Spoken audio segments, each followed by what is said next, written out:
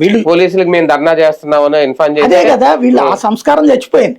వీళ్ళు ముందు విజయ్ చౌక్ అన్నారు, విజయ్ చౌక్ దగ్గర పోలీసులు రెడీలో ఉండేటప్పుడు తీసుకొచ్చి ఇక్కడ కూర్చున్నారు 3 గంటల పాటు. ఇదేంటి, ఈ కాక్రోచ్ జనతా పార్టీ నడిపిస్తున్నది ఆమ్ ఆద్మీ పార్టీ.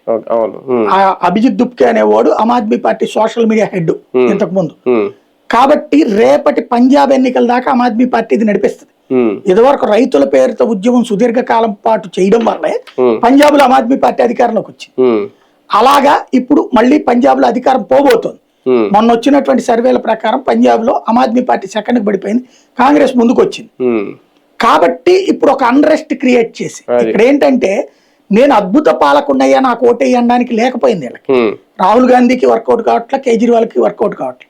మోడీ మంచి పాలకుడు కాదు కాబట్టి మాకు ఓటేయండి అని చెప్పే పద్ధతి అందుకోసం ప్రారంభించారు. కానీ ఇక్కడ యువతను రెచ్చగొడుతుందా కాంగ్రెస్ పార్టీ కూడా? నీట్ అడ్డు పెట్టుకోనో లేదంటే కాక్రోచ్ పార్టీని అడ్డు పెట్టుకోనో మిగిలిన యువతను కూడా రెచ్చగొడుతుందా? నేను అనేది అదే. ఇక్కడ నేను ఆమ్ ఆద్మీ పార్టీకి ఈ క్రేజ్ వెళ్ళిపోతుండేటప్పటికి కాక్రోచ్ జనతా పార్టీ క్రేజ్ వెళ్ళిపోతుంటే ఆ క్రెడిట్ చౌర్యం వీడు చేసింది. అప్పుడు రంగంలో దిగాడు ఇమీడియట్ గా. అది అంటే బలహీన పడిపోతుంది.